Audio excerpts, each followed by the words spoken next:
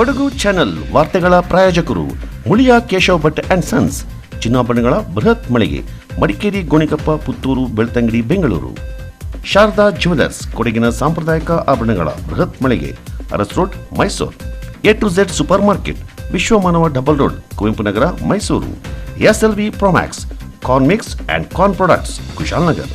Prashant furnitures, ನಿಮ್ಮ ಅಂದದ ಮನೆಗೆ ಚಂದದ ಪೀಠೋಪಕರಣಗಳ ಮಳಿಗೆ, ಇಂಡಸ್ಟ್ರಿಯಲ್ ಏರಿಯಾ, ಮಡಿಕೇರಿ.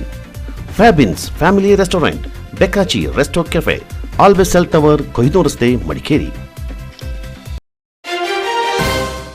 ಗುರುವಾರ ನಿಧನರಾದ ಕುಶಾಲನಗರದ ಬೈಚನಹಳ್ಳಿ ನಿವಾಸಿ ಗುತ್ತಿಗೆದಾರ TV6 ಸ್ಥಾಪಕ ನಿರ್ದೇಶಕ ಎನ್ ಮೋಹನ್ ಕುಮಾರ್ ಅವರಿಗೆ ನುಡಿನಮನ ಕಾರ್ಯಕ್ರಮ ಹಮ್ಮಿಕೊಳ್ಳಲಾಗಿತ್ತು. ಕುಶಾಲನಗರ ಪ್ರವಾಸಿ ಮಂದಿರದಲ್ಲಿ ನಡೆದ ಕಾರ್ಯಕ್ರಮದಲ್ಲಿ ಮೃತರ ಭಾವಚಿತ್ರಕ್ಕೆ ಪುಷ್ಪಾರ್ಚನೆ ಸಲ್ಲಿಸಿ ಅಗಲಿದ ಸ್ನೇಹಿತನಿಗೆ ಊರಿನ ಸಂಘ ಸಂಸ್ಥೆಗಳ ಪ್ರಮುಖರು, ಒಡನಾಡಿಗಳು ಮರುಕ ವ್ಯಕ್ತಪಡಿಸಿದರು.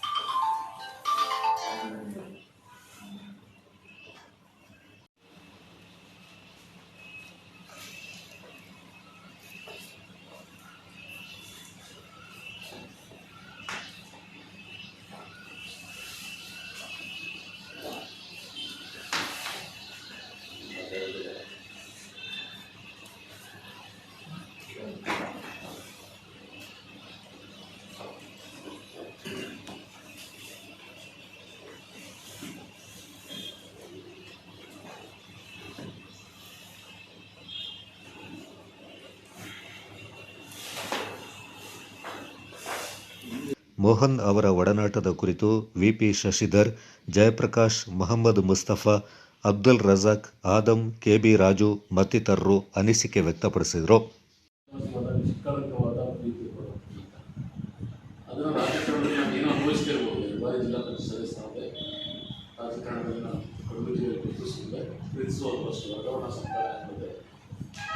ಮಧ್ಯದಲ್ಲಿ ಸಾರ್ಥಕತೆ ಅನಿಸೋದು ಇಂಥ ಗೆಳೆತನವನ್ನು ಪಡೆದದ್ದು ಬಹುಶಃ ಬೇರೆಲ್ಲ ಪ್ರಶಸ್ತಿಗಳಿಗಿಂತ ಪುರಸ್ಕಾರ ಇಂಥವ್ರೆಲ್ಲ ಪ್ರೀತಿಗಳ ಪಾತ್ರ ಆದ ಅನ್ನೋದಿಲ್ಲ. ಅದು ಸಾರ್ಥಕತೆ ರಾಜಕಾರಣ, ಸಾರ್ಥಕತೆಯ ರಾಜಕಾರಣ. ಅದು ಇಷ್ಟು ಅದೆಷ್ಟು ಅಪ್ಪಟ ಪ್ರೀತಿ ಪಡ್ತಿದ್ದಂದ್ರೆ ನಡಿ ಹೋಗೋಣ ಅಂತ ಹೇಳಿದ್ರೆ ಬಹುಶಃ ನಾಗಲೇ ನಿಸ್ಕೊತಿದ್ದೆ ಗಾಡಿ ರೆಡಿ ಆಗಿರ್ತಾರೆ. ದೂಸರ ಮಾತಾಡ್ತಿಲ್ಲ, ಕೆಲಸ ಏನಿತ್ತು, ವ್ಯಕ್ತಿಗತ ಕೆಲಸಗಳಿತ್ತು, ಕುಟುಂಬದಲ್ಲಿ ಸಮಸ್ಯೆಗಳಿತ್ತು, ಗೊತ್ತಿಲ್ಲ. ನಡೀರಿ ಸರ್, ಹಾಗೆ ಅದು ಕೂತ್ಕೊಂಡು ಕೈ ಸ್ವಲ್ಪ ನಮಗೂ ಕೂಡ ದೇವತನ ಇರ್ತಿಲ್ಲ. ಅವ್ರ ಕುಟುಂಬದಲ್ಲಿ ಏನು ಸಮಸ್ಯೆಗಳಿದೆ, ಎಂತ ಏನಾಗಿ ಕರೆಯುತ್ತಿಲ್ಲ ಆಲೋಚಿಸ್ತಿರ್ಲಿಲ್ಲ. ನಾನು ಆಗ್ಲೇ ಹೇಳ್ತಿದ್ದೆ ಅದು ಬಾಡಿ ಒಂದ್ಸಲ ಕೊಟ್ಟರೆ ಮುಂದಿರ್ಬೋದು ಬೇಡ.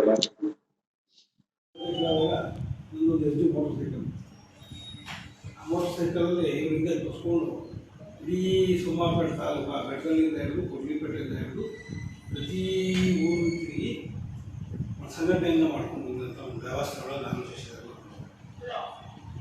ನಾವು ಮಾಡ್ತಿದ್ದಂಥ ಬೆಳಗ್ಗೆ ಹೋಗಿ ರಾತ್ರಿ 9 ಗಂಟೆ 10 ಗಂಟೆ ಎಲ್ಲ ಆಗ್ತಿತ್ತು. ಏನೋ ಸಂಘಟನೆ ಮಾಡ್ತಾ ಮಾಡ್ತಾ ಮಾಡ್ತಾ ಪ್ರತಿ ಊರಿನಲ್ಲೂ ಒಂದಷ್ಟು ಜನ ಆ ಆದರ್ಶ ಇಟ್ಕೊಂಡು ರಚಿಕೆ ಮಾಡಬೇಕು ಅನ್ನೋದು ವ್ಯವಸ್ಥೆಗೆ ತುಂಬ ಜನ ಸೇರಿದರು. ಅವಾಗ ಕೊಡಗಲ್ಲೂ ಯೂತ್ ಕಾಂಗ್ರೆಸ್ ಅರುಣಾಚಲ ಅಧ್ಯಕ್ಷ ಆಗಿದ್ದರು. ಭಾಳ ಒಂದು ಕೊಡಗಿನ ಇತಿಹಾಸದಲ್ಲಿ ಮುಂದಕ್ಕೂ ಬರೋದಿಲ್ಲ ಅಂತಹ ಒಂದು ಯೂತ್ ಕಾಂಗ್ರೆಸ್ ತಂಡ ಕೊಡಗಲ್ಲಿ ಬಹುಶಃ ಒಂದು ಕಾಲಘಟ್ಟನ ನೆನೆಸ್ಕೊಳ್ತಾ ಹೋದಾಗ ಸೋಮವಾರಪೇಟೆಯಲ್ಲಿ ನಾವುಗಳೆಲ್ಲ ಹೋಗಿ ತಂಡ ಕಟ್ಟಬೇಕಾದ್ರೆ ಪ್ರಭುದೇವ, ಬಾಬು, ಅಮೂರು, ಶೇಖರ, ಮೋಹನ ಎಲ್ಲರೂ ನಾವು ಒಂದು ಪಕ್ಷಕ್ಕೆ ಕರ್ಕೊಂಡು ರಾಜಕೀಯವಾಗಿ ಬರಬೇಕು ಅಂತ ಹೇಳಿ ಒಂದು ಸಂಘಟನೆ ಮಾಡೋ ನಿಟ್ಟಿನಲ್ಲಿ ಎಲ್ಲರೂ ಒಂದು ನಮ್ಮ ಒಂದು ಆತ್ಮೀಯತೆ ನಮ್ಮ ಒಂದು ಬಳಗಕ್ಕೆ ಸೇರ್ಕೊಂಡ್ಬಿಡೋದು. ಬಹುಶಃ ಅಲ್ಲಿ ಸೇರ್ಕೊಂಡ್ರೆ ಯಾರೂ ಸೋಮವಾರ ಪೇಟೆಯಲ್ಲಿ ರಾಜಕೀಯವಾಗಿ ಯಾರು ಬರಲಿಲ್ಲ. ಎಲ್ಲ ಒಂದೆರಡು ಚುನಾವಣೆ ಸ್ಪರ್ಧೆ ಮಾಡಿದ್ರು, ಸೋತು, ಆಮೇಲೆಲ್ಲ ಅವ್ರ ಜೀವನ ಕಟ್ಕೊಳ್ಳೋಕ್ಕೆ ಬಂದರು. ಹಾಗೆ ಈತನು ಬಹುಶಃ ಯಾರು ಸ್ಪರ್ಧೆ ಮಾಡಲಿಲ್ಲ ಅಂತ ಕಾಣ್ತದೆ ರಾಜಕೀಯವಾಗಿ. ಜೊತೆಲಿದ್ದ ರಾಜಕೀಯವಾಗಿ ಪಕ್ಷದಲ್ಲಿ ಮುಗಿಸ್ಕೊಂಡಿದ್ದ, ಎಲ್ಲ ಮಾಡ್ದ, ಎಲ್ಲ ಹೋರಾಟಗಳು ಮಾಡ್ಕೊಂಡು ಬಂದು ಮತ್ತು ಯಾವುದೇ ಆ ಮನುಷ್ಯರಲ್ಲಿ ಒಂದು ದೊಡ್ಡ ಗುಣ ಅಂತಂದರೆ ಕೋಪ ಮಾಡ್ಕೊಳ್ಳೋದು ಭಾಳ ಕಡಿಮೆ. ಏನಾದರೂ ಹೇಳಿದರೆ ಕ್ಷಮಿಸುವ ಗುಣ ಭಾಳ ಇರ್ತಾ ಇತ್ತು. ಮತ್ತು ನನ್ನ ಹತ್ರ ಸಾಕಷ್ಟು ವಿಚಾರಗಳನ್ನ ಹಂಚ್ಕೊಂಡಿದ್ದಾರೆ. ಏನು ಬಾಬು ಅವರು ಹೇಳಿದರು, ಏನು ಸೊನ್ನೆಯಿಂದ ಅವರ ಬದುಕು ಬಂದಿದ್ದು ಆಗ. ಮತ್ತು ವಿ ಪಿ ಶಶಿಧರ್ ಅವರು ನನಗೆ ಎಲ್ಲೋ ಒಂದು ಕಡೆ ಊಟ ಮಾಡಿಕೊಂಡು ಯಾವ ಇದರಲ್ಲೂ ಕೃಷ್ಣನು ಏನು ತಿನ್ಬೇಕಾದ್ರೆ ಕೂಡ್ಬೇಕಾದ್ರೆ ಸಾರ್ ಇವತ್ತೇನಾದರೂ ನಾನು ಒಂದು ಮನುಷ್ಯನಾಗಲಿಕ್ಕೆ ಅವು ಕಾರಣ ಅನ್ನೋ ಸತ್ಯವನ್ನು ನನ್ನ ಹತ್ರ ಹೇಳ್ಕೊಟ್ಟಿದ್ರು. ವಾಸ್ತವ ವಸ್ತುಸ್ಥಿತಿ ಇವತ್ತು ಗೊತ್ತಾಗಿದ್ದವರು ಯಾವುದೋ ಕರಗಂದೂರು ಸೋಮವಾರಪೇಟೆ ಕರಗಂದೂರು ಅವ್ರ ಹೆಂಡತಿ ಇರಬೇಕಲ್ವ, ಅಕ್ಕ ಅವರು ರಿಟೈರ್ಡ್ SI ಅದನ್ನು ಹೇಳ್ತಾರೆ. ನಾನು ಸಾಕಷ್ಟು ಬಾರಿ ಅವರು ಬೆಳೆಸ್ಕೊಂಡಿದ್ರು. ಆಗ ನಾನು ಅವ್ರಿಗೆ ಏನು ಈ ಥರ ಅಂತ ಹೇಳಿದ್ರು. ಅವ್ರಿಗೆ ಏನು ಹೇಳ್ಕೊಡ್ತಾನೆ ಇರಲಿಲ್ಲ. ಆಮೇಲೆ ಅವರಿಗೆ ವಿಪರೀತವಾದ ರಕ್ತಸ್ರಾವ ಆಗ್ಬಿಡ್ತಂತೆ. ಆಮೇಲೆ ಹೋಗಿ ಹಾಸ್ಪಿಟಲ್ ಇದು ಮಾಡ್ಕೊಳ್ತಿದ್ದಾರೆ, ಹೋಗಿ ರಕ್ತ ಹಾಕ್ಸ್ಕೊಂಡು ಬಂದು ಇಷ್ಟು ವರ್ಷ ಬದುಕಿದ್ರು. ಆಮೇಲಿಂದ ಕ್ಯಾನ್ಸರ್ ಇದೆ ಅಂತ ಗೊತ್ತಾಯಿತು, ದೊಡ್ಡ ತೆಗೆದಿದ್ದಾರೆ ಅಂತಂದಾಗ ನಾನು KSRTC ಬಸ್ ಸ್ಟ್ಯಾಂಡಲ್ಲಿ ಅವರು TC ಅವರು ಶೆಟ್ಟರ್ ಅಂತೇಳಿ ಅವ್ರ ಬಗ್ಗೆ ಒಂದು ರೋಟ್ರಿ ಇದರಲ್ಲಿ ಒಂದು ಆರ್ಟಿಕಲ್ ಮಾಡಿದ್ದೆ. ನಾನು ಕುಡಿಯೋ ವ್ಯವಸ್ಥೆ ಮಾಡಿದ್ರು ರೋಟ್ರಿಯಿಂದ ತಗೊಂಡು ಬಂದು ಅಂತೇಳಿ. ಸ್ಟ್ರಿಕ್ಟು ವ್ಯಕ್ತಿ, ಅವ್ರ ಬಗ್ಗೆ ಒಂದು ವಿಶೇಷವಾದ ಲೇಖನವನ್ನು ಸಹ ನಾನು ಬರೆದಿದ್ದೆ. ಅವರು ಆ ವ್ಯಕ್ತಿ ನನ್ನ ಹತ್ರ ಒಂದು ಅವ್ರ ಅನಿಸಿಕೆ ಕೇಳಬೇಕಾದ್ರೆ ಒಂದು ವಿಷಯವನ್ನು ಹಂಚ್ಕೊಂಡಿದ್ರು. ಅದೇ ರೀತಿ ಸ್ನೇಹ ಬರುವಂತೆ ಅದಾದ ನಂತರ ನಮ್ಮ ಜಯಪ್ರಕಾಶ್ ಅವರ ಮಸ್ತೂರ್ ಅವರ ಜೊತೆಯಲ್ಲಿ ಮತ್ತೆ ಕೂಡ ಹೆಚ್ಚಿಗೆ ಅವ್ರ ಜೊತೆಗೆ ಬೆರಲಿ ಅಂತ ಅವಕಾಶ ಸಿಕ್ತು. ನಾವು ಕೂಡ ಒಂದು ಸಂಘಟನೆ ಮಾಡ್ಕೊಂಡಿದ್ವಿ ಅಂಬೇಡ್ಕರ್ ಜನರಿಗೆ. ಆ ಸಂದರ್ಭದಲ್ಲಿ ಭಾಳಷ್ಟು ಜನರಿಗೆ ಅವರ ವಿರುದ್ಧ ಹೋರಾಟ ಮಾಡಬೇಕು ಅಂತ ಹೇಳಿದಾಗ ಅವತ್ತು ಸಲಹೆಯನ್ನು ಕೇಳ್ತಾ ಇದ್ವಿ. ಭಾಳ ದೊಡ್ಡ ಮಟ್ಟದ ಶಕ್ತಿಯನ್ನು ಕೊಡ್ತಾ ಇದ್ರು. ಮಾಡೋಣ ಅಂತ ವಿರುದ್ಧ ಎತ್ತಿರಬೇಕು, ಸಮಾಜದಲ್ಲಿ ಕೆಲಸ ಮಾಡಬೇಕು ಅಂತೇಳಿ ಬೆಂಕಾಗ್ತಾ ಇದ್ರು. ಅದಕ್ಕೆ ನಾವು ಕೂಡ ವೈಯಕ್ತಿಕವಾಗಿ ಭಾಳ ಸಲಹೆಯನ್ನು ಕೊಡ್ತಾ ಇದ್ವಿ. ನಾವು ಕೂಡ ಸಮಾಜದಲ್ಲಿ ಗುರುತಿಸ್ಕೊಳ್ಳಿ, ಒಳ್ಳೆ ಕೆಲಸ ಮಾಡಿ ರಾಜಕೀಯವಾಗಿ ತಾವು ಮುಂದೆ ಬರಬೇಕು ಅಂತೇಳಿ ಭಾಳಷ್ಟು ಸಹಕಾರ ಮಾಡ್ತಾ ಇದ್ರು. ನನಗೆ ಮಾತ್ರ ಅಲ್ಲ, ನಮ್ಮ ಜೊತೆಗೆ ಎಲ್ಲರಿಗೂ ಕೂಡ ಅವರು ಇದೇ ರೀತಿಯ ಮಾತಾಡಿದ್ರು. ನಾವು ಬೆಳೀಲಿ, ಸಮಾಜದಲ್ಲಿ ಒಳ್ಳೆ ಕೆಲಸ ಮಾಡಿ. ಮಾತಿನಲ್ಲಿ ಅವರ ಹುಟ್ಟೂರು ಅವರು ಕೂಡ ಏನು ಬಡವರಲ್ಲ. ಅವರು 1 ಎಕರೆ 1.25 ಎಕರೆ ಕಾಫಿ ತೋಟ ಇತ್ತು ಬೆಳೆಸ್ತಾರೆ. ಅವಾಗ ಅದು ಒಳ್ಳೆ ಕಾಫಿ ಬೆಳೆಯುವಂಥ ತೋಟ. ಸೊ 15-17 ವರ್ಷ ಆಗುತ್ತೆ. ನಮಗಿಂತ ಒಂದು 4 ವರ್ಷ 5 ವರ್ಷ ಕೂತ್ಕೊಂಡು ಸಡನ್ ಬಂದು ಎಲ್ಲೋ ಎಲ್ಲಿದೆ ಬೇಕಾದ್ರು ಹೆಂಗೆ ಬೇಕಾದ್ರು ಗೊತ್ತಾಗಿದೆ. ಕಾಂಗ್ರೆಸ್ ಬಂದಿದ್ದ ತಕ್ಷಣ ಎಲ್ಲರೂ ಈ ಯೂತ್ಸ್ನೆಲ್ಲ ಒಂದು ಜೊತೆ ಆಗ್ತಿರೋದು. ಬಾಬಾಗಲಿ ನಾವಾಗಲಿ GC ಶೇಖರ್ ಅವರು ಯುವ ಕಾಂಗ್ರೆಸ್ ಮೊನ್ನೆ ಈಗ ಬಹುಶಃ ಅದು ಯಾವ ಯುವ ಪಡೆನ ಯುವ ನೇತರನ್ನ ಒಟ್ಟಾದ ನಮ್ಗೆ ಗೊತ್ತಿಲ್ಲ. ಶರಣ ಭೈ ಆಗಲಿ ಇವರೆಲ್ಲ ಸೇರಿ ನಮ್ಮನ್ನ ಅರುಣ್ ಸರ್ ಆಗಲಿ ಮಂಜುನಾಥ್ ಸರ್ ಬ್ರದರು ಇವರೆಲ್ಲ ಸೇರಿ ನಮ್ಮನ್ನ ಒಂದು ಯುವ ಪಡೆ ಮಾಡಿದ್ರು. ಬಹುಶಃ ಯುವ ಪಡೆ ಯಾವ ರೀತಿ ಇತ್ತು ಅಂದರೆ ಸೋಮವಾರಪೇಟೆಯಲ್ಲಿ ಗನ್ ಇದ್ದಂಗೆ ಇತ್ತು. ಯಾವುದಕ್ಕೂ ಕುಗ್ಗಿಲ್ಲ, ಎದುರಿಲ್ಲ, ಜಗ್ಲಿಲ್ಲ. ಎದುರಾಳಿಗಳಿಗೆ ಯಾವ ರೀತಿ ನುಗ್ಗಬೇಕು, ಯಾವ ರೀತಿ ಸದೆ ಬಡಿಬೇಕು ಅಂತ ನೀಟಾಗಿ ಕಲಿಸ್ಕೊಡ್ತಿದ್ರು. ಆ ರೀತಿನೇ ನಾವು ಜಗ್ಗಲೇ ಇಲ್ಲ. ವ್ಯಕ್ತಿ ಪಾಪ ಭಾಳಷ್ಟು ಒಂದು 30 ವರ್ಷ 35 ವರ್ಷ ಇರ್ಬೋದು ಬಾಬು ಹೇಳ್ದಂಗೆ. ಬಾಬು ಆಗಲಿ ನಾವಾಗಲಿ GPS ರಾತ್ರಿ ಆಗಲಿ ಏನೋ ಫೋನ್ ಬಂತು ಅಂದರೆ ಸಕಾಲದಲ್ಲಿ ಇರೋದು. ಸಿಕ್ಕಾಪಟ್ಟೆ ಏನೇನೋ ಪ್ರಾಬ್ಲಮ್ಗಳಾದಂಥ ಸಂದರ್ಭಗಳಲ್ಲಿ, ಏನೇನೋ ವೈಮನ್ಸು, ಏನೇನೋ ಗಲಾಟೆ ಆದ ಸಂದರ್ಭದಲ್ಲಿ VPS ರಾತ್ರಿ 1 ಗಂಟೆಗೆ ಬಂದಿದ್ದಾರೆ ಸ್ಟೇಷನ್ಗೆ. ಬೇರೆ ರೀತಿ ಜನಪ್ರತಿ ಹೇಳಿದ್ರೆ ಅದು ಒಂಥರ ಸೀರಿಯಲ್ ಆದಂಗೆ ಆಗ್ತದೆ. ಕಷ್ಟಪಟ್ಟು ದುರಾದೃಷ್ಟ ನಮ್ಮ ನಂಜುಂಡ ಸ್ವಾಮಿ ಅವರು 2-3 ಸಲ ಮೆಸೇಜ್ ಕೂಡ ಹಾಕಿದ್ರು. ಅದಕ್ಕೆ ನೋಡುವಾಗ ಒಂದು ಸ್ವಲ್ಪ ಬೇಜಾರು ದುಃಖ ಆಗ್ತದೆ. ಹೃದಯವಂತ ಮಗ ಏನಾದ್ರು ಪ್ರಾಬ್ಲಮ್ ಆಯ್ತು ಅಂದರೆ ಅಲ್ಲೇ ನಿಂತ್ಕೊಬಿಡ್ತದೆ, ಜೊತೆಲೇ ಬರ್ತಿದ್ದ. ಹಗಲು ರಾತ್ರಿ ಫ್ರೆಂಡ್ಸಿಗೆ ಅಂತಂದ್ರೆ ಮೊದಲು ಚಿಕ್ಕದ್ರಿಂದನೂ ಇರ್ತಿದ್ದ. ನಮ್ಮ VPS ಅವರಂದ್ರೆ ಸತ್ತೋಗಂದ್ರೆ ಸತ್ತೋಗ್ಬಿಡ್ತು ಅಂತ ಕಡು ಜೊತೆ ಏನಂತಾರೆ ಅದಕ್ಕೆ ಅದು ವಿಶ್ಲೇಷಣೆ ಮಾಡೋದು ಬರ್ತಿಲ್ಲ ನನಗೆ. ಅಂತ ಇವಾಗ ಒಂದು ಸ್ವಲ್ಪ ಬೇಜಾರಾಗಿದೆ. ಬಟ್ ಅಷ್ಟು ನಾವೆಲ್ಲ ಒಂದು 75-80 ಜನ ಯೂತ್ಸ್ ಇರ್ಬೋದು. ಶರಣ್ ಬೈ ಬಹಳಷ್ಟು ಆ ಥರ ಬರ್ಬೋದು. ಒಂದ್ಸಲ ಅವರೇ ಭಯ ಬಿದ್ಬಿಟ್ಟು ನನ್ನ ನೋಡಿ ಎಲ್ಲಿ ತಗೊಂಡೋಗ್ತಿದ್ರು, ಏನಿದು, ಏನ್ ಟೂಲ್ಸ್ ಇದು ಏನು ಅಂತ. ಈ ಗ್ರೌಂಡನ್ನ ಗ್ರೌಂಡು ಸುತ್ತಾಡ್ಕೊಂಡು ಎಲ್ರಿಗೂ ಆಶ್ಚರ್ಯ. ನಾವಿಬ್ಬರು ಸುತ್ತ ಇಡೀ ಗ್ರೌಂಡ್ ಸುತ್ತಾ ಇದ್ದೀವಲ್ಲ, ಅಲ್ಲಿ ಬರೋದು ಏನು ಸುತ್ತಾ ಇದ್ದೀವಿ. ಆಗ ನಾನು ಇವನ ಬಗ್ಗೆ ಹೆಂಗಿರೋನು ಅಂತ ಕೇಳಿದೆ. ಇಲ್ಲ ಬೇಸರ್ಕೊಂಡು ಮುನ್ಸಿಪಲ್ ನೋಡ್ಬೋದು, ನಿಮ್ಮ ಕೈಲೇನಾದಿದ್ರೆ ಸಹಾಯ ಮಾಡಿ, ಇಲ್ಲ ಮಾಡ್ತೀನಿ ಅಂತಂದರೆ ಈ ಥರ ಪ್ರಾಯಶಃ ಶರಣರ ಸಾವನ್ನು ಮನದಲ್ಲಿ ನೋಡಬೇಕು ಅಂತ ಹೇಳೋದು ಒಂದು ಸಿದ್ಧಾಂತ. ಅದನ್ನು ನಾವು ಪ್ರೂವ್ ಮಾಡಿದಾಗ ಈ ಸಮಾಜದಲ್ಲಿ ಸಮಾಜಮುಖಿಯಾಗಿ ಬದುಕನ್ನು ಕಟ್ಕೊಂಡು ನನ್ನ ಕಷ್ಟ ಎಷ್ಟೇ ಇರಲಿ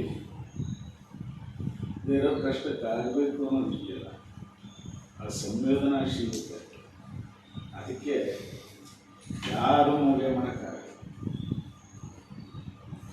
ಎಷ್ಟು ಭಕ್ತ ಅಂದರೆ ಅವನು ಶ್ರೀರಾಮನಿಗೆ ಹನುಮಂತ ಹೇಗೆ ಭಕ್ತನೋ ಶಶಿಧರನಿಗೆ ಅವನು ಅಷ್ಟು ಭಕ್ತ. ಸತ್ಯ, ಅಷ್ಟು ಭಕ್ತ. ನಾನು ಪಾಪ ರಾಜು ಆ ಸಾಹಿತ್ಯನ ಜೋಡಣೆ ಮಾಡಿದಾಗ ಎಲ್ಲ ಭಾಳ ಸುಂದರವಾಗಿ ಜೋಡಣೆ ಮಾಡಿದ್ದಾರೆ ಆ ಸಾಹಿತ್ಯ. ನಿಜವಾಗಿ ಮತ್ತೊಂದು ಶ್ರೀ ಯಾಕೆಂದರೆ ಯಾರು ಈ ಮಣ್ಣಿನ ಋಣ ತೀರ್ಸೋಕ್ಕೋಸ್ಕರ ಇರ್ತಾರೋ ಅವರೆಲ್ಲ ಮತ್ತೆ ಪುನಃ ಈ ಮಣ್ಣಿಗೆ ಬರ್ತಾರೆ.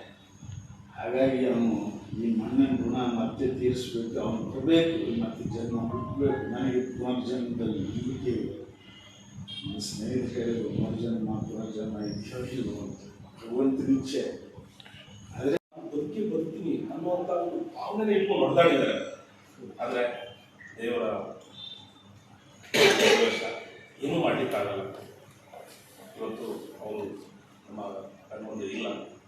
ಅವರಿಗೆ ಸಾಧಿಸಿದಲ್ಲಿ ಅವರ ಕುಟುಂಬಕ್ಕೆ ಧೈರ್ಯ ತುಂಬಿ ಅಂತ ಹೇಳಿ ಇಷ್ಟಪಡ್ತೇನೆ. ಮತ್ತು ಅದರ ಮಧ್ಯದಲ್ಲಿ ನಾನು ಒಂದು ಫೋನ್ ಮಾಡಿದ್ದೆ, ತೆಗೆದಿಲ್ಲ. ಆಮೇಲೆ ನನಗೆ ಫೋನ್ ಮಾಡಿದ್ರು, ನನಗೆಲ್ಲ ಫೋನ್ ಮಾಡಿದ್ದೆ. ಅಣ್ಣ, ನಾವು ಕೊಡಗು ಅಭಿವೃದ್ಧಿ ಸಮಿತಿ ಅಂತೇಳಿ ನಮ್ಮದು ಮಡಿಕೇರಿ ಅಧ್ಯಕ್ಷರು ಅವ್ರು ಮಾಡಿದ್ದಾರೆ. ನನ್ನ ಜಿಲ್ಲಾ ಉಪಾಧ್ಯಕ್ಷ ಆಗಿ ಕೇಳ್ತಿದ್ದಾರೆ. ಹೇಗೆ ಮಾಡೋಣ, ಹೋಗಿ ಸೇರ್ಬೋದು, ನೀವು ಜಿಲ್ಲಾ ಉಪಾಧ್ಯಕ್ಷರಾಗಿ ಹೋಗ್ಬೇಡಿ, ಕುಶಾಲನಗರ ತಾಲೂಕು ಅಧ್ಯಕ್ಷರಾಗಿ ಮಾಡಿ ನಾವಿಲ್ಲ. ಅದು ಕುಶಾಲನಗರನ ಯಾವುದೋ ರೀತಿಯಲ್ಲಿ ಈಗ ತಗೊಂಡು ಹೋಗ್ಬೋದು. ಹಲವಾರು ಸಮಸ್ಯೆಗಳು ಏನೇನಿದೆ ಅಂತೇಳಿ ನನಗೆ ಸಜೆಷನ್ ಕೊಟ್ಟು, ಆಗ ನಾನು ಹೇಳಿದೆ, ಸರ್ ನಾನು ಉಪಾಧ್ಯಕ್ಷ ಬೇಡ, ಇಲ್ಲ ತಾಲೂಕು ಅಧ್ಯಕ್ಷನ ಕೊಟ್ಟರೆ ನೋಡಿ ಸರ್ ಅಂತ ನಾನು ಪ್ರಸನ್ನವಾಗಿ ಹೇಳಿ, ಆಯಿತು ಓಕೆ ನಿಮ್ಮ ಮೀಟಿಂಗ್ ಸರಿ ಅಂತೇಳಿ ನಾನು ಮೋಹನನ ಸಜೆಷನ್ ತಗೊಂಡು ಆ ಪೋಸ್ಟನ್ನು ತಗೊಂಡೆ. ಆ ಪೋಸ್ಟ್ ಇಲ್ಲಿ ನಾನು ಉಳಿಸ್ಕೊಂಡಿದ್ದೀನಿ, ಆ ತಾಲೂಕು ಅಧ್ಯಕ್ಷನಾಗಿ ಇದ್ದೀನಿ. ಆದರೆ ನಾನು ಮುಂದೆ ನನ್ನ ಸ್ನೇಹಿತರ ಇಲ್ಲ. ತುಂಬ ಬೇಸರದ ಸಂಗತಿ.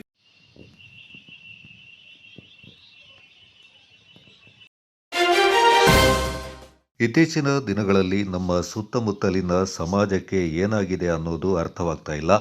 ದಿನನಿತ್ಯದ ಸುದ್ದಿಗಳನ್ನು ಗಮನಿಸ್ತಾ ಇದ್ದರೆ ಮನುಷ್ಯ ದಿನೇ ದಿನೇ ಕ್ರೂರಿಯಾಗ್ತಾ ಇದ್ದಾನ ಅನಿಸುತ್ತೆ. ಕಳೆದ ಒಂದು ದಿನದ ಹಿಂದಷ್ಟೇ ರಾಜ್ಯದಲ್ಲಿ ನಡೆದ 2 ಘಟನೆಗಳು ಇದಕ್ಕೆ ಸಾಕ್ಷಿಯಾಗಿವೆ. ದಕ್ಷಿಣ ಕನ್ನಡ ಜಿಲ್ಲೆಯ ಬಂಟ್ವಾಳ ಸಮೀಪದ ಬಿಸಿ ರೋಡ್ ಬಸ್ ನಿಲ್ದಾಣದಲ್ಲಿ ಚೇತನ್ ಎಂಬ ಯುವಕನೊಬ್ಬ ತನ್ನ ದೂರದ ಸಂಬಂಧಿ ಲಾವಣ್ಯ ಎಂಬ ಯುವತಿಯನ್ನ ಹಾಡಹಗಲೇ ಎಲ್ಲರ ಮುಂದೆ ಮನಬಂದಂತೆ ಕೊಚ್ಚಿ ಕೊಲೆಗೈದಿದ್ದಾನೆ. ಘಟನೆಯ ಸ್ಥಳದಿಂದ ಪರಾರಿಯಾದ ಯುವಕ ಮಂಗಳೂರಿನಲ್ಲಿ ಪೊಲೀಸರ ಬಲೆಗೆ ಬಿದ್ದಿದ್ದು, ಇದೀಗ ಕೊಲೆಯ ಹಿಂದಿನ ಕಾರಣವನ್ನು ಪೊಲೀಸರು ಹುಡುಕ್ತಾ ಇದ್ದಾರೆ.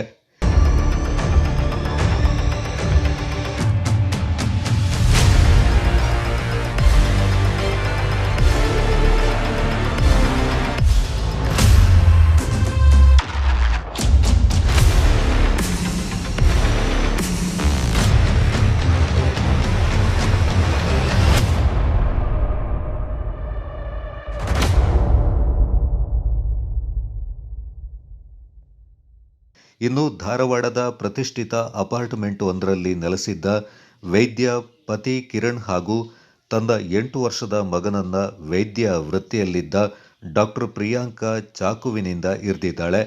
ಬರೋಬ್ಬರಿ 10 ಬಾರಿ ಚಾಕುವಿನಿಂದ ಇರಿದ ಪರಿಣಾಮ ಪತಿ ಕಿರಣ್ ಸ್ಥಳದಲ್ಲೇ ಮೃತಪಟ್ಟಿದ್ದು, ಅದೃಷ್ಟವಶಾತ್ ಮಗು ಬದುಕಿ ಉಳಿದಿದೆ. ಗಂಡ ಹಾಗೂ ಮಗುವನ್ನ ಇರಿದ ಬಳಿಕ ಆರೋಪಿ ಪ್ರಿಯಾಂಕಾ ತನ್ನ ಮೊಬೈಲ್ನಲ್ಲಿ ರೀಲ್ಸ್ ನೋಡ್ತಾ ಕುಳಿತಿದ್ಲು ಎಂಬ ಸುದ್ದಿ ಕೇಳಿ ಬಹುತೇಕರಿಗೆ ಶಾಕ್ ಆಗಿದೆ. ಇನ್ನು ಸುದ್ದಿಯಾಗದ ಅದೆಷ್ಟೋ ಘಟನೆಗಳು ದಿನನಿತ್ಯವೂ ನಮ್ಮ ನಡುವೆ ನಡೆಯುತ್ತಲೇ ಇದೆ. ಯಾಕೆ ಹೀಗಾಗ್ತಾ ಇದೆ? ಮನುಷ್ಯನ ನಡುವೆ ಯಾಕಿಷ್ಟು ದ್ವೇಷ, ಕ್ರೂರತನ? ಇದು ಹೀಗೆ ಮುಂದುವರೆದರೆ ಏನಾಗಬಹುದು ಎಂದು ಊಹಿಸಿದ್ರೆ ಅರಗಿಸಿಕೊಳ್ಳಲು ಸಾಧ್ಯವಾಗ್ತಾ ಇಲ್ಲ. TJ Praveen Kumar, Kodagu channel, Madikeri.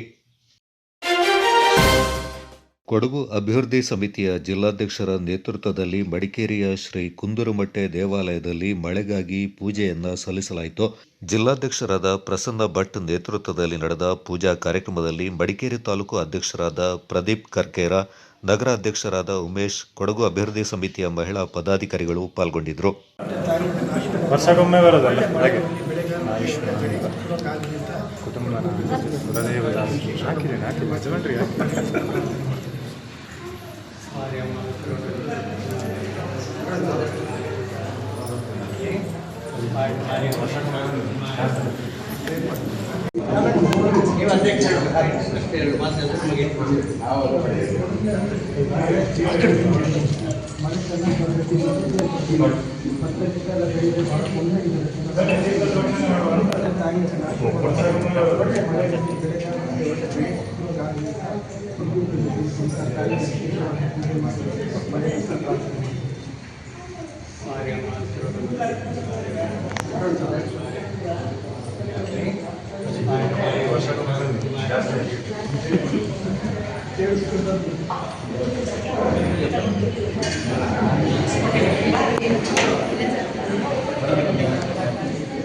ಸಾಕಲ್ಲ ನೀವು ಪೂಜೆ ಮಾಡ್ತೀವಿ ಅಂದರೆ ಹೇಳ್ಬೇಕಾ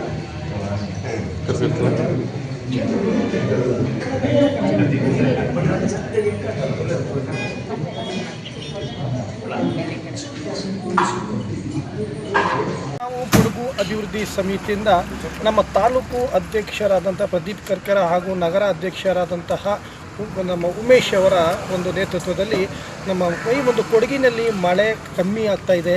ಬೆಳೆಗಾರರಿಗೆ ಭತ್ತ ಬೆಳೆಯೋರಿಗೆ ಭಾಳ ತೊಂದರೆ ಆಗ್ತಿದೆ ಹಾಗೂ ಕರ್ನಾಟಕದೆಲ್ಲೆಡೆ ಬೆಳೆಗಾರರು ಬಹಳ ಒಂದು ಕಷ್ಟದಲ್ಲಿದ್ದಾರೆ. ಆ ಒಂದು ವಿಷಯದ ತಗೊಂಡು ನಮ್ಮ ಕುಂದುರುಮಟ್ಟೆ ದೇವಾಲಯದಲ್ಲಿ ವಿಶೇಷ ಪೂಜೆಯನ್ನು ನಾವು ಕೊಡಗು ಅಭಿವೃದ್ಧಿ ಸಮಿತಿಯು ಮಳೆಗೋಸ್ಕರ ಪ್ರಾರ್ಥನೆ ಮಾಡಿ ಒಂದು ಪೂಜೆ ಸಲ್ಲಿಸಲಿಕ್ಕೆ ಇವತ್ತು ಬಂದಿದ್ದೀವಿ.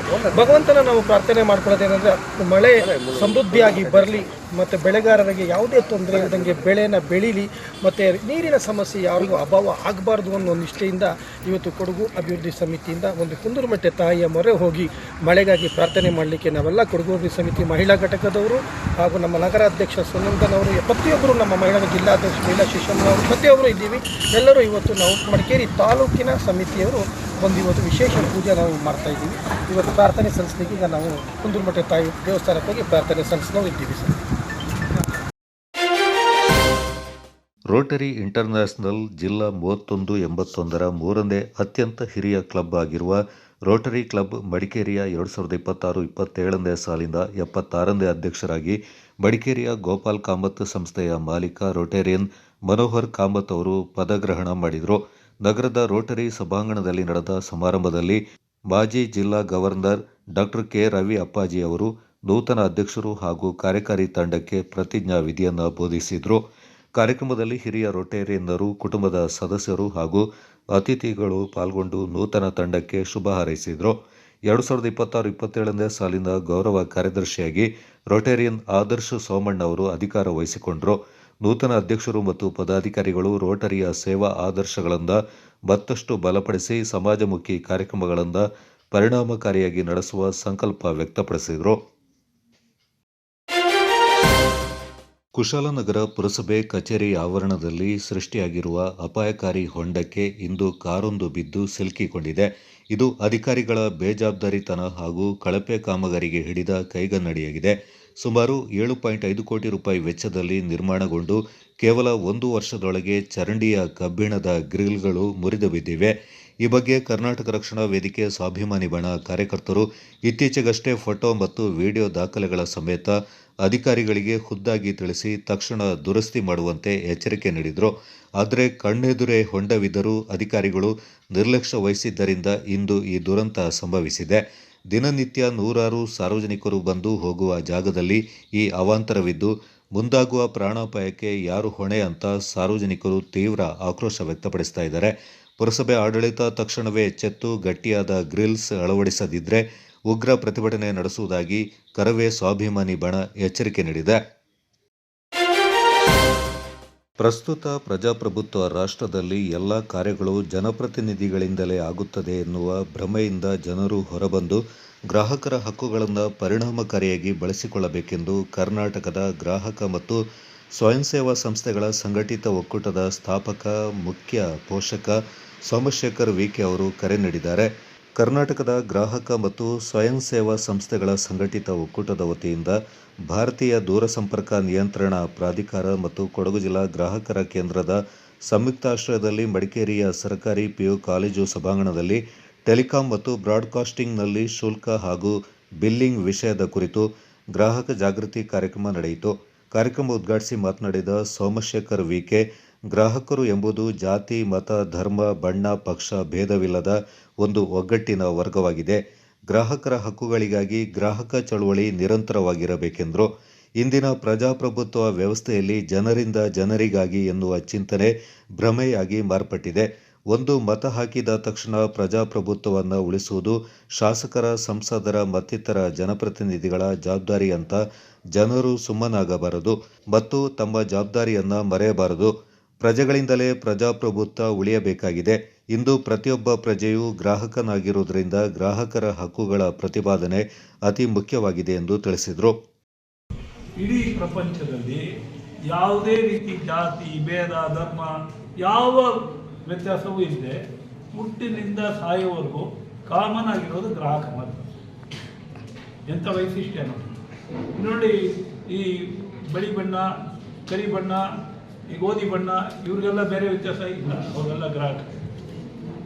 ಈ ಮೇಲ್ ಫೀಮೇಲ್ ಅವರಿಗೆ ವ್ಯತ್ಯಾಸ ಗ್ರಾಹಕರಲ್ಲಿ ಇಲ್ಲ, ಎಲ್ಲ ಗ್ರಾಹಕರೇ. ಯಾವುದೇ ಜಾತಿ, ಈ ಥರ ಧರ್ಮ ಅದಕ್ಕೆ ಯಾವುದೂ ಇದಿಲ್ಲ, ಎಲ್ಲರೂ ಅಷ್ಟೇ. ಆಯ್ತು, ಅಮೆರಿಕ ಭಾಳ ಶ್ರೀಮಂತ ದೇಶ, ಪಾಕಿಸ್ತಾನ ಭಾಳ ಇದು ಬಡ ದೇಶ ಅನ್ನುವಂಥ ವ್ಯತ್ಯಾಸ ಗ್ರಾಹಕರಲ್ಲಿ. ಎಲ್ರಿಗೂ ಒಂದೇ ಸರಿಸಮಾನವಾಗಿ ಈಕ್ವಲಾಗಿ ಟ್ರೀಟ್ ಮಾಡಿ. ಜೊತೆಯಲ್ಲಿ ಭಾಳ ಪ್ರಮುಖವಾಗಿ ನೀವೆಲ್ಲ ಅರ್ಥ ಮಾಡ್ಕೋಬೇಕು ಏನು ಅಂತ ಹೇಳಿದ್ರೆ, ಈ ಗ್ರಾಹಕ ಚಳುವಳಿ ಮಾತ್ರ ನಾವು ಒಂದು ಆಡಳಿತ ಅಥವಾ ಒಂದು ಸಿಸ್ಟಮ್ ಆಫ್ ಗವರ್ನೆನ್ಸ್ ನಾವೇನು ಹೇಳ್ತೀವಿ, ಯಾವ ರೀತಿ ಒಂದು ರಾಜ, ಒಂದು ಡಿಕ್ಟೇಟರ್ಶಿಪ್ ಅಂದರೆ ಏಕಪಾತ್ರ ಇದು ಡಿಕ್ಟೇಟರ್ಶಿಪ್ ನೋಡ್ತೀವಿ, ಈ ಥರ ರೂಲ್ಗಳಿದೆ. ನಾವು ಪ್ರಜಾಪ್ರಭುತ್ವವನ್ನು ಆರಿಸ್ಕೊಂಡಿದ್ದೀವಿ. ಪ್ರಜಾಪ್ರಭುತ್ವ ಅಂದ ತಕ್ಷಣ ಯಾರು ಕೇಳಿದ್ರೆ ತಕ್ಷಣ ಅವರು for the people, of the people ಇದು ಹೇಳಿಬಿಡ್ತಾರೆ. ಆದರೆ ವಾಸ್ತವಿಕವಾಗಿ ಜನರಿಂದ, ಜನರಿಗಾಗಿ, ಜನಕ್ಕೋಸ್ಕರ ಅನ್ನುವಂಥದ್ದನ್ನ ವಾಸ್ತವಿಕವಾಗಿ ಏನದು ಅರ್ಥ? ನಮ್ಮ ಭ್ರಮೆ ಅಥವಾ ನಮ್ಮ ಹಿಂದೆ ಎಲ್ಲ ಇದಾಗ್ತಿರೋದು ಏನು ಅಂತಂದರೆ, ನಮಗೆ ವೋಟಿಂಗ್ ಕೊಡ್ತಾರೆ, ನಾವೊಂದು ಯಾರು ಒಬ್ಬರು MLA-ನೋ MLC-ನೋ ನಮ್ಮ ಜಿಲ್ಲಾ ಪಂಚಾಯತ್ನೋ ಯಾರನ್ನೋ ಎಲೆಕ್ಟ್ ಮಾಡಿದ್ರೆ ಆಯ್ತು, ಇದು ಪ್ರಜಾಪ್ರಭುತ್ವ ಅಂತ ಅಂದ್ಕೊಂಡು ಸುಮಾರು ಜನ ನಾವು ಹಾಗೆ ಭ್ರಮೆಯಲ್ಲಿ. ನಾನು ಇದೆಲ್ಲ ಶಬ್ದನ ಭಾಳ ಕೇರ್ಫುಲ್ಲಾಗಿ ಯೂಸ್ ಮಾಡ್ತಾ ಇದ್ದೀನಿ. ಭ್ರಮೆಯಲ್ಲಿದ್ದೀವಿ ಏನೋ, ಅವ್ರಿಗೆ ಜವಾಬ್ದಾರಿ ಕೊಟ್ಬಿಟ್ರೆ ಅವರೆಲ್ಲ ನಮ್ಮನ್ನು ನೋಡ್ಕೋತಾರೆ, ನಮಗೆಲ್ಲ ಮಾಡ್ತಾರೆ ಅಂತ ನಾವು ಅಂದ್ಕೊಂಡು ಆ ಥರದ ಒಂದು ಸನ್ನಿವೇಶ ನಮ್ಮ ಮನಸ್ಸಲ್ಲಿ ಬೆಳೀತಾ ಬರ್ತಿತ್ತು. ಆದರೆ ನಿಜವಾದ ಪ್ರಜಾಪ್ರಭುತ್ವ ಏನು?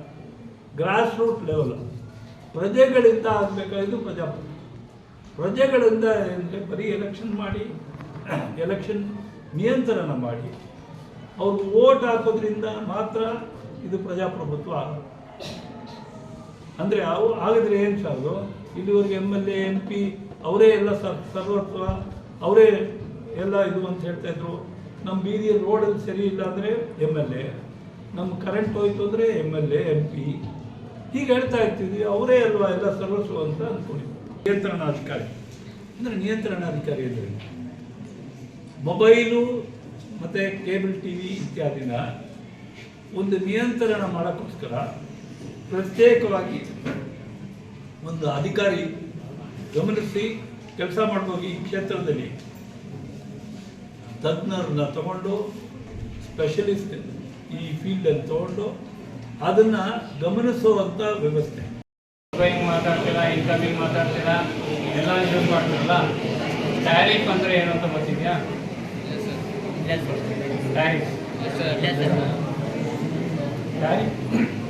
ಟ್ಯಾರಿಫ್ ಅಂದರೆ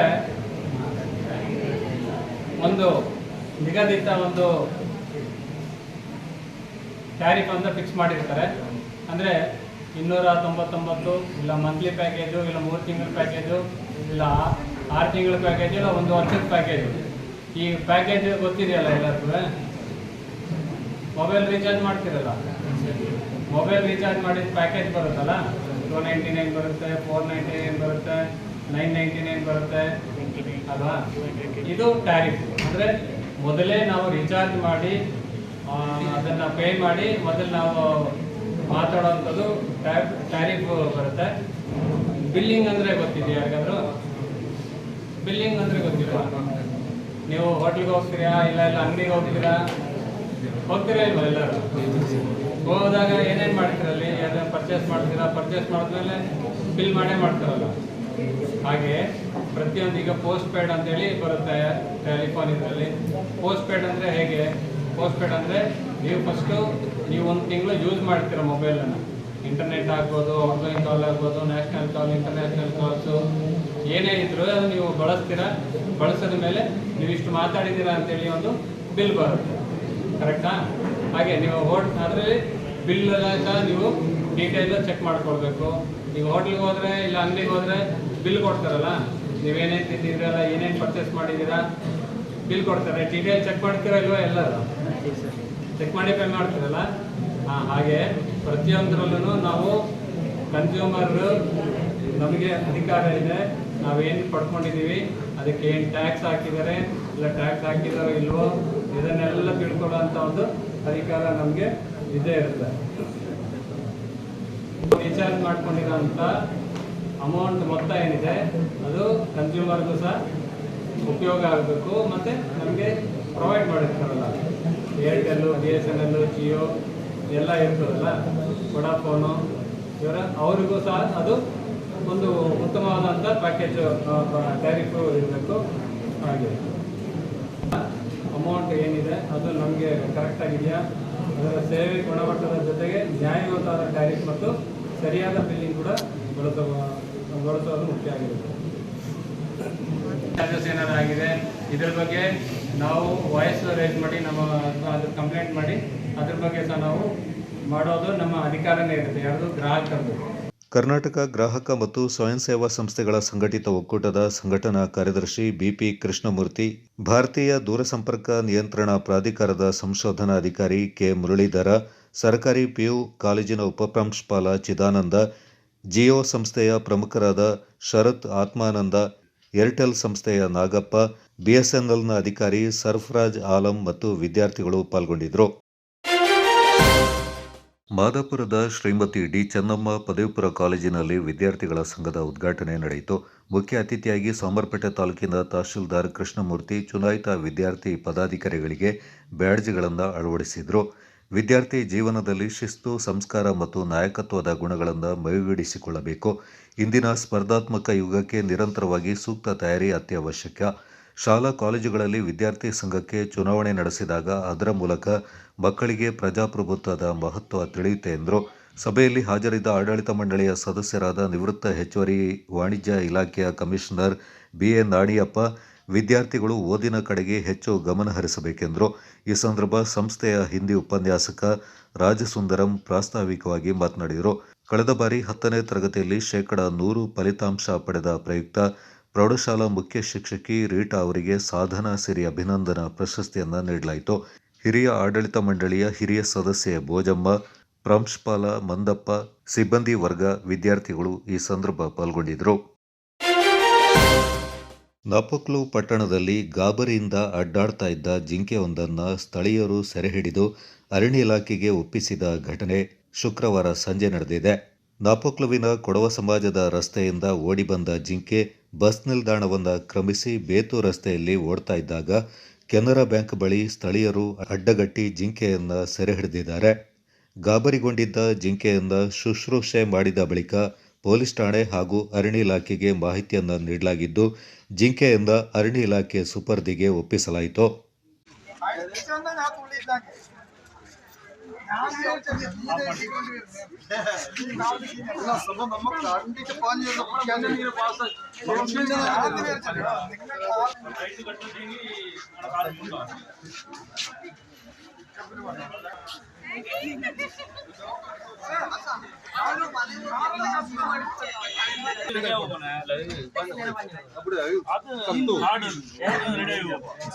ತಿರುವತ್ತು ಪಾಠದಿಂದ ಕೆನರಾ ಬ್ಯಾಂಕ್ ಕಡೆಗೆ ಬರುವಾಗ ನಾವು ಬಿದ್ದಿದ್ದೀವಿ.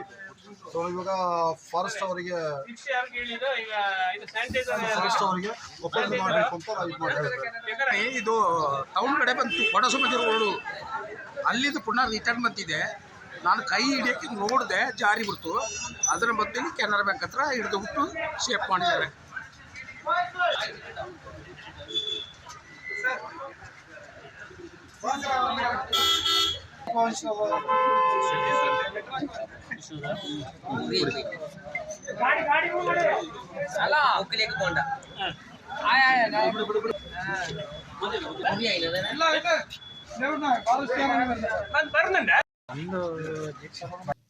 Kodagu channel news, Duggala Sadananda, Napoklu. ಮಡಿಕೇರಿಯ ಮಾರ್ನಿಂಗ್ ಗುಡ್ಮಿಂಟನ್ ತಂಡದ ವತಿಯಿಂದ ತಂಡದ ಸ್ಥಾಪಕಾಧ್ಯಕ್ಷ ಕುಕ್ಕೇರ ಜಯ ಚಿಣ್ಣಪ್ಪ ಅವರ ನೇತೃತ್ವದಲ್ಲಿ ಮಾನ್ಸೂನ್ ಧಮಾಕ ಪುರುಷರ ಡಬಲ್ಸ್ ಶಟಲ್ ಬ್ಯಾಡ್ಮಿಂಟನ್ ಪಂದ್ಯಾವಳಿ ಯಶಸ್ವಿಯಾಗಿ ನಡೆಯಿತು. ಜನರಲ್ ತಿಮ್ಮಯ್ಯ ಜಿಲ್ಲಾ ಕ್ರೀಡಾಂಗಣದ ಒಳಾಂಗಣ ಕ್ರೀಡಾಂಗಣದಲ್ಲಿ ನಡೆದ ಪಂದ್ಯಾವಳಿಯಲ್ಲಿ 14 ಡಬಲ್ಸ್ ತಂಡಗಳು ಪಾಲ್ಗೊಂಡು ಕ್ರೀಡಾ ಸ್ಫೂರ್ತಿ ಮತ್ತು ಸ್ಪರ್ಧಾತ್ಮಕ ಮನೋಭಾವದೊಂದಿಗೆ ಅತ್ಯುತ್ತಮ ಪ್ರದರ್ಶನ ನೀಡಿದವು.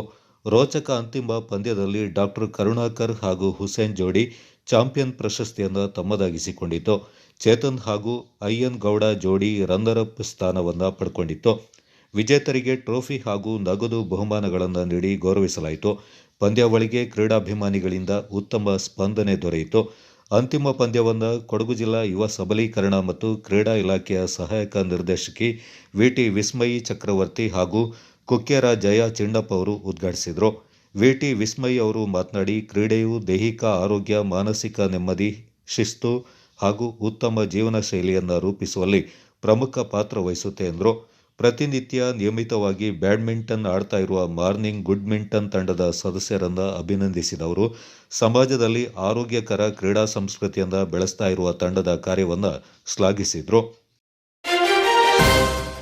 ವಿರಾಜಪೇಟೆ ಮೀನುಪೇಟೆಯಲ್ಲಿರುವ ವಿನಾಯಕ್ ಇಂಗ್ಲಿಷ್ ಸ್ಕೂಲ್ನಲ್ಲಿ 2026-27ನೇ ಶೈಕ್ಷಣಿಕ ಸಾಲಿನ ನೂತನ ವಿದ್ಯಾರ್ಥಿ ನಾಯಕರ ಪದಗ್ರಹಣ ಸಮಾರಂಭ ನಡೆಯಿತು. ಆಯ್ಕೆಯಾದ ವಿದ್ಯಾರ್ಥಿ ನಾಯಕರಿಗೆ ವಿದ್ಯಾರ್ಥಿಯರ ಪೋಷಕರು ಹಾಗೂ ಶಾಲಾ ಆಡಳಿತ ಮಂಡಳಿ ಮುಖ್ಯಸ್ಥರಾದ ಜಯಕುಮಾರಿ ಅವರು ಅಧಿಕಾರದ ಜವಾಬ್ದಾರಿ ಹಸ್ತಾಂತರಿಸಿ ವಿದ್ಯಾರ್ಥಿಗಳು ಶಿಸ್ತು, ಸಮಯ ಪ್ರಜ್ಞೆ, ಜವಾಬ್ದಾರಿ, ಪ್ರಾಮಾಣಿಕತೆ ಹಾಗೂ ದೇಶಪ್ರೇಮದ ಮೌಲ್ಯಗಳನ್ನು ಬದುಕಿನಲ್ಲಿ ಬೆಳೆಸಿಕೊಂಡು ಉತ್ತಮ ನಾಯಕರಾಗಿ ಬೆಳೆಯಬೇಕೆಂದು ತಿಳಿಸಿದರು. Solemnly pledge that we will faithfully carry out the duties and responsibilities entrusted to dignity and values of our school at all times. From our side, for your work, not only as a leader, even towards the academic side also. As a leader, you all told so many things. So as per today's thought, coming together is beginning. keeping together is progress and working together is success. As a leader, you have to work together. Whenever we have to clap, we need both the hands. Like that, then only it will be melodious to hear. In the same way, when you have to work, it is not the thing that I am the sports leader, I am concentrating only towards the sports. I am the school leader, I am king of all. I am the cultural leader, I am concerned only for the dance. Not like that. So you all should work together. As a leader, always you should keep in the mind that the word we, not I. I am a leader because I got elected as a leader. But the teamwork is very important. With the teamwork only you can work and succeed. You must have read the stories, but I don't want to repeat it now. Unitedly if you work, you succeed. ಶಾಲಾ ನಾಯಕನಾಗಿ Pranav TP, ಸಹ ನಾಯಕನಾಗಿ Diganth Rai BS, ಶಾಲಾ ಕಾರ್ಯದರ್ಶಿಯಾಗಿ Namita PD, ಸಾಂಸ್ಕೃತಿಕ ನಾಯಕಿಯಾಗಿ Anushree HR, ಸಹ ನಾಯಕಿಯಾಗಿ ಶ್ವೇತಾ ಕೆವಿ, ಶಿಸ್ತು ನಾಯಕನಾಗಿ ಪ್ರವಿಶ್ ಟಿ, ಸಹ ನಾಯಕನಾಗಿ ಯಶವಂತ್ ಪಿ, ಕ್ರೀಡಾ ನಾಯಕನಾಗಿ ಅಸೀಂ ಕೆಎಂ, ಕ್ರೀಡಾ ಸಹ ನಾಯಕನಾಗಿ ಶ್ರೀಜಿತ್ ಕೆಪಿ ಅಧಿಕಾರವನ್ನು ಸ್ವೀಕರಿಸಿದರು. ಈ ಸಂದರ್ಭ ಮುಖ್ಯೋಪಾಧ್ಯಾಯಿನಿ ಪ್ರತಿಮಾ ಆಚಾರ್ಯ, ಶೈಲಾ ಬಿಎ, ಶಿಕ್ಷಕಿಯರು, ಪೋಷಕರು, ಸಿಬ್ಬಂದಿಗಳು, ವಿದ್ಯಾರ್ಥಿಗಳು ಪಾಲ್ಗೊಂಡಿದ್ದರು.